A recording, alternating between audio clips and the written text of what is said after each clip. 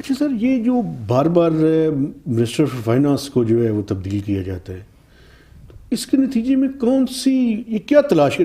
اچھا آنے سے پہلے تو کہتے تھے 200 ایکسپرٹس ہیں ہمارے پاس، اب بندہ نہیں مل رہا، مطلب کیا کر رہے ہیں؟ اس پہ میں شاید پہلے بھی تمہارے کسی انٹرویو میں کہہ چکا ہوں، میں کہا میرا ہمیشہ سے خیال ہے کہ اکانومسٹ کو یا ٹیکنوکریٹ کو فائنانس منسٹر نہیں ہونا چاہیے. ٹھیک ہے سر. ٹھیک ہے، میں ہمیشہ سے کہتا ہوں جو سیاسی پارٹی آئے اس میں جو کوئی تھوڑا بہت معیشت کی وہ رکھتا ہو، نہ بھی رکھتا ہو، لیکن یہ ہے کہ پارلیمنٹ میں معاملات کو آگے لے جانے کی صلاحیت رکھتا ہو. ٹھیک ہے سر. کیونکہ یہ پارلیمنٹری نظام ہے، اس میں دیکھو صحیح بات کرنا سب سے آسان کام ہے، صحیح بات کروانا منوانا یہ اصل کام ہے. ٹھیک ہے، صحیح ہے سر. یہ جو ٹیکنوکریٹ ہیں یہ کہتے ہیں ہاں جی یہ بات ٹھیک ہے بس کر دیں، لوگ مرتے ہیں ہمارے. ٹھیک ہے سر. ٹھیک ہے، نہیں ان کو بس کبھی اگر ہم یہ کریں تو بتاؤ کیا ہوگا، یہ کریں تو بتاؤ کیا ہوگا، اس طرح کی باتیں. اور اسی لیے یہ میں کہتا ہوں کہ بیوروکریسی کو پروفیشنل ہونا چاہیے. یہ آنے جانے والے ایکسپرٹس بھی اس کام میں کوئی خاص مدد نہیں دے سکتے. سیکرٹری فائنانس کو پکا فسکل اکانومسٹ ہونا چاہیے. ٹھیک ہے سر. جس نے وہاں 10-12 سال پہلے کام کیا ہو. سول سروس ریفارم میں اس طرح کی چیزیں، یہ نہیں کہ وہ آ کے کام پہ بیٹھ کے سیکھنا شروع ہوتا ہے. تو یہ ایک مسئلہ ہے سر. لیکن آپ دیکھیں، میں آپ کو بتاؤں اس ٹائم، میں آپ کو بتاؤں اس ملک کا جو سب سے اچھا فائنانس منسٹر تھا میرے خیال میں وہ یاسین بھٹو تھا. اچھا. اس کو کچھ نہیں آتا تھا اکانومی پہ. ٹھیک ہے سر. لیکن جب وہ بات سمجھ جاتا تھا تو جا کے اپنی بات کرواتا. صاحب جنیجو صاحب کے زمانے میں تھے سر؟ ہاں شاید. ٹھیک ہے سر. یعنی آپ کہہ رہے تھے کہ وہ سمجھ جاتا تھا تو پھر آگے اس کو پولیٹیکل لیول ہاں پہ اس کو پتہ تھا اب آگے کیا کرنا. بالکل ٹھیک ہے سر. ہمارے ایکسپرٹ کی یہ مصیبت ہے، مثلا میں بھی شاید ان میں شامل ہوں. ہاں جی یہ کو دیکھیں، یہ جو تھیوری ہے یا جو اکنامکس ہے وہ یہ کہتی ہے اور یہ کرنا چاہیے. دنیا اکنامکس پہ صرف نہیں چلتی. ٹھیک ہے سر. اور ویسے بھی اکانومسٹوں کا بس چلے تو بندوں کی بجائے روبوٹس ہر جگہ پھیلا دیں، کیونکہ بندے ان سے ڈفر کرنا شروع ہو جاتے ہیں. صحیح ہے. یعنی بندے اکانومسٹ یہ چاہتے ہیں کہ سر بندہ کوئی ڈفر نہ کرے. نہیں، ان کے ذہن میں ہے نا کہ ایک بندہ ہوتا ہے جو ایک خاص طریقے سے بیہیو کرتا ہے. ٹھیک ہے سر. وہی اکانومی میں ہوتے ہیں. صحیح ہے. اگر وہ نہیں ہے تو بس پھر وہ اکانومی سے باہر ہیں، وہ انفارمل اکانومی ہے، ان کی ہمیں کوئی پرواہ نہیں ہے. بالکل ٹھیک ہے سر. اچھا سر، یہ جو آئی ایم ایف کا پروگرام اب ریوائیو ہو گیا ہے، تو آپ کیا سمجھتے ہیں کہ ان کو دوبارہ سے آئی ایم ایف کے ساتھ نیگوشیٹ کرنے کی ضرورت نہیں ہے کہ کنڈیشنز کو ذرا لینیٹ کیا جائے؟ چونکہ ورنہ تو جس طرح کا بجٹ بنانے کی آئی ایم ایف باتیں کر رہا ہے، اس میں تو کووڈ کے بعد میرے خیال میں لوگوں کے لیے ایک اور لہر کووڈ کی آ جائے گی. یہ پتہ نہیں، نیگوشیٹ کرنا چاہیے. آئی ایم ایف کوئی آسمان سے تو نہیں اترانا. آپ بات کریں، اصل میں آپ کے پاس کچھ پرفارمنس شو کرنے کی ہو تو آئی ایم ایف سے بات کرنا ذرا آسان ہو جاتا ہے. ٹریک ریکارڈ جو ہو اس پہ بھی آسان ہو جاتا ہے. لیکن آپ کے ساتھ کوئی دفعہ یہ ہوا کہ زیادہ تر چیزیں وہ کیا کہتے ہیں فرنٹ لوڈڈ تھیں. یہ فرنٹ لوڈڈ کہ آپ نے پہلے یہ کرنا ہے پھر آپ کو پیسے ملیں گے. آپ سر یہ دیکھیں نا، مثلاً سیکنڈ سے 5th ریویو کمپلیٹ کر لیا اور پیسے صرف $500 ملین دیے. وہ دیکھنا چاہتے ہوں گے نا کہ یہ آگے پروگرام پہ چل بھی سکتے ہیں یا نہیں، کیونکہ کچھ بات یہ بھی ہو رہی تھی نا کہ شاید پروگرام سے پاکستان نکل ہی جائے. ویسے جس طرح کی سچویشن ہے سر، اس پروگرام کو چلانا آپ سمجھتے نہیں ہیں؟ مثلا اگر فرض کیا اگلا سال کا بجٹ ہے، 1300 ارب ایڈیشنل آپ نے جمع کرنے ہیں، 6000 ارب کا ٹارگٹ رکھ رہے ہیں، 700 بلین کے ٹیکسز لگانے ہیں، تو لیکن آئی ایم ایف کے ساتھ وہ پرانی کہاوت کام آتی ہے کہ بوڑھے نے شادی کی، غلط کیا، شادی کر کے طلاق دے دی اور بھی غلط کیا. ایک اس طرح کی بات ہے. اب کوئی پروگرام آپ نے شروع کیا ہے تو وہ اس کو چلانا چاہیے، یا تو آپ جاتے ہی نہ. مثلا میں کو کبھی بھی، میں جب گورنمنٹ میں بھی تھا ہمیشہ میں ایک نوٹ لکھتا تھا کہ آپ آئی ایم ایف کے بغیر کیسے رہ سکتے ہیں. ٹھیک ہے سر. کبھی اس نے کسی نے غور ہی نہیں کیا. آئی ایم ایف کے بغیر رہنے میں ایک مسئلہ ہے، آئی ایم ایف کے ساتھ آپ کو ٹیکس کی طرف جانا پڑتا ہے یا آپ کو اس طرف جانے کا موقع ملتا ہے. ہمارا اصل مسئلہ ہے ایکسپینڈیچر. ٹھیک ہے سر. وہ ایک کہانی بنائی جاتی ہے کہ ایکسپینڈیچر تو ہمارا بجٹ ہے اس لیے ہمیں ٹیکس بڑھانا ہے. اچھا 70 سال سے ہم ٹیکس بڑھانے کی کوشش کر رہے ہیں، نہیں بڑھا پائے. بھائی اب باز آ جاؤ اور ایکسپینڈیچر سے شروع کرو. لیکن سر آپ یہ نہیں سمجھتے کہ ہمارا مسئلہ ڈالرز ہے؟ کون سے ڈالر؟ یو ایس ڈالر سر. اچھا بھائی ایکسپورٹ وہ کنٹریز کرتے ہیں جو اپنے ریجن میں بھی ٹریڈ کرتے ہیں. وہ تو نیشنل انٹرسٹ آپ کی نہیں تو ہندوستان سے مسائل ہیں نا، افغانستان سے کیا مسائل ہے؟ ان کی ٹریڈ کیوں آدھی ہو گئی ہے؟ وہ مسلمان ہیں. ایران سے کیا مسائل ہے؟ ان کے ساتھ بھی کوئی خاص ٹریڈ نہیں ہے. چائنا کے ساتھ ٹریڈ ہے لیکن وہ ون سائڈڈ ہے. ایران کے ساتھ سینکشنز ہیں سر ان کے اوپر. ایران اور ٹریڈ کے بہت طریقے ہوتے ہیں. بارٹر ٹریڈ تو ہو سکتی ہے. ٹریڈ کے بہت طریقے ہوتے ہیں، نہ انوالو کریں ڈالر. ٹھیک ہے سر. آپ نے کو وہ وہاں سے لوگوں کا روزگار بند کر دیا، وہ آئل بند کر کے. اور دیکھو یہ کہنا کہ اسمگلنگ ہے، یہ وہی ٹیکنوکریٹ والی بات ہے.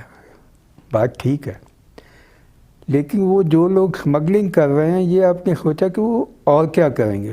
وہاں کچھ اور ہے ہی نہیں اس علاقے میں، یا کہ وہاں آپ کچھ کیا آلٹرنیٹس کوئی دیں ان کو. بالکل یہی اس طرف ہے. تو یہ کو ہم جو تھوڑی بہت ٹریڈ لوگ کر لیتے ہیں اس کو فینسنگ سے ختم کر رہے ہیں.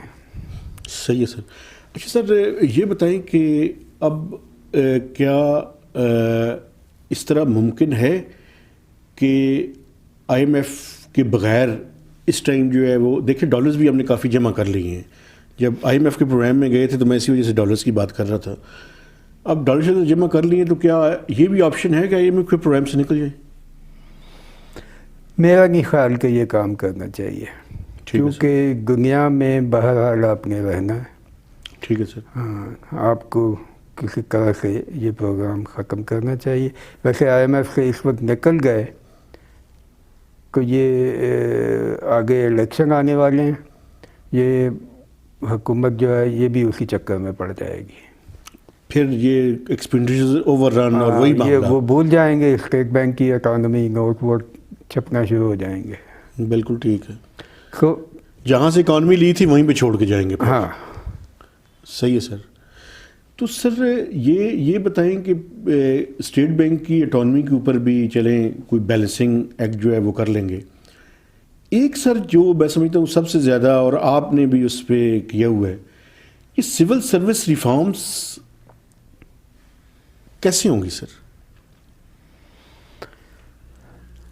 پہلے کو کچھ چھوٹے سٹیپ لینے چاہیے نا. ٹھیک ہے سر. چھوٹے سٹیپ یہ ہیں کہ اس میں جو بڑی بات نہیں ہو رہی وہ کہیں. آئین جو کہتا ہے اس سے شروع ہوں کہ وفاقی حکومت کے کون کون سے محکمے ہیں. میرے خیال میں وہ 7-8 سے زیادہ نہیں ہیں. ٹھیک ہے.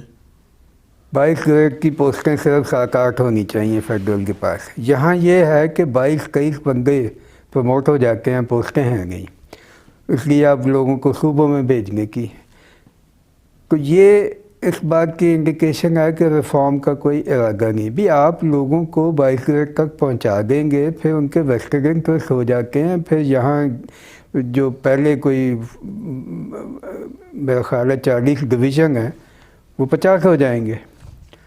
اور آپ دیکھیں مثلا منسٹری آف ایجوکیشن کے پاس کیا ہے؟ منسٹری آف ایجوکیشن کا کام اسلام آباد میں ایجوکیشن دینا ہے، جو کہ لوکل ایڈمنسٹریشن کو دینی چاہیے. لیکن منسٹر ہے، شکر کرے منسٹر آف اسٹیٹ نہیں ہے، سیکرٹری ہے. اسی طرح بالکل منسٹری آف ہیلتھ کا کیا کام ہے؟ Ministry of even human rights का क्या काम है, हैं? सही है। मिनिस्ट्री एनवायरनमेंट तक चली गई है सूबों के पास, क्लाइमेट चेंज का क्या काम है।